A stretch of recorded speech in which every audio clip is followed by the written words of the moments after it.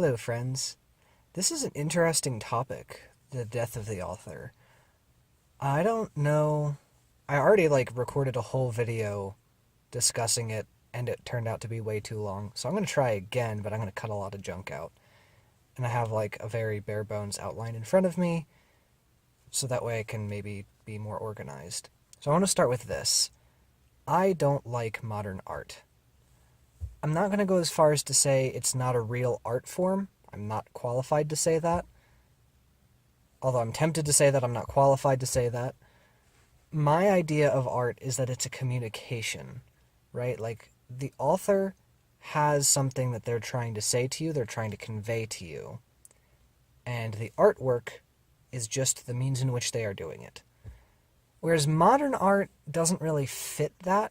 Modern art is more of it's an object that you project your own ideas on top of and enjoy it that way, more so than the author is trying to say anything.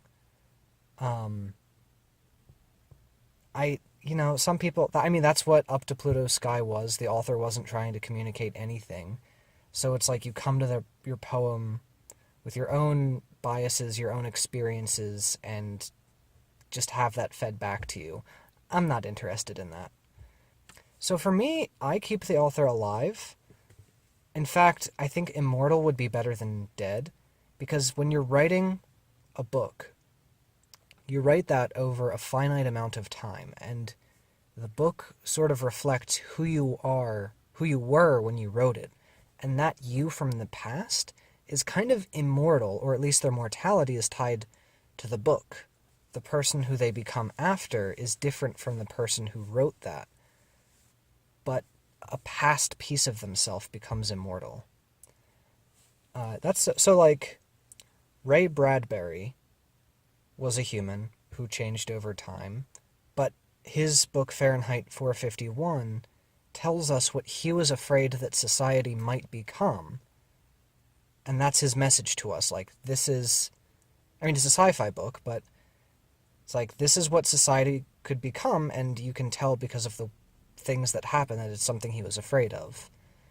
John Steinbeck wrote what he was afraid of what his society was at that time.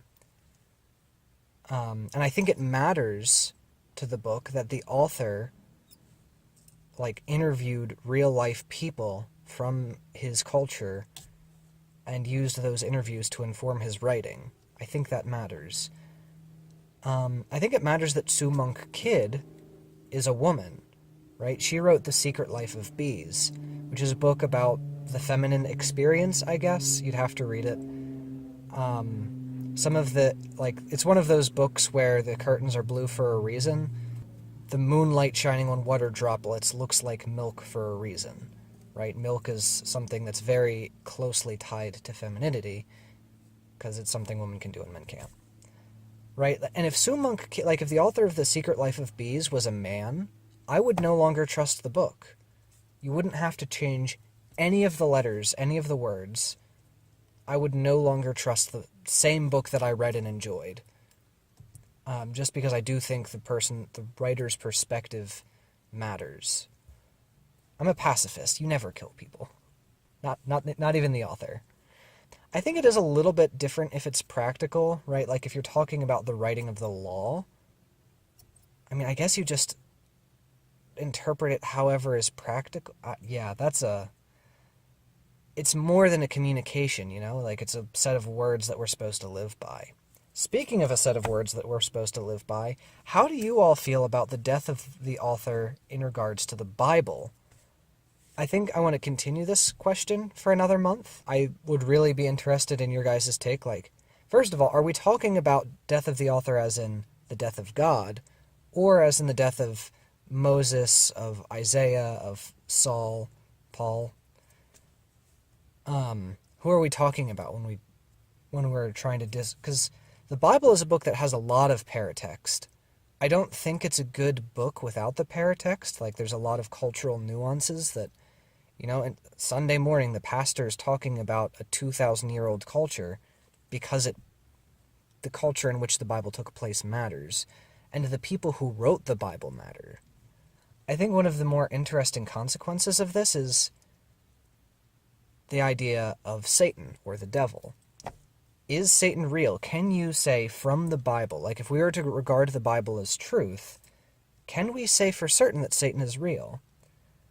Because he doesn't actually come up a whole lot. A little bit in Genesis, a little bit in Job, a little bit in the Gospels.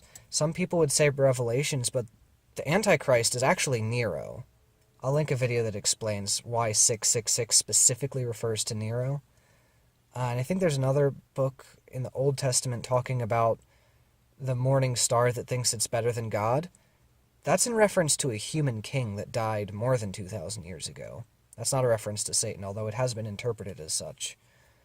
And even then, in the Garden of Eden, maybe the snake was just a snake, right? Like, if you read that story pretending that the snake and Satan are separate people, and the snake is literally just a smart reptile that eventually had to be, like, it makes sense in that context for the snake to just be a snake.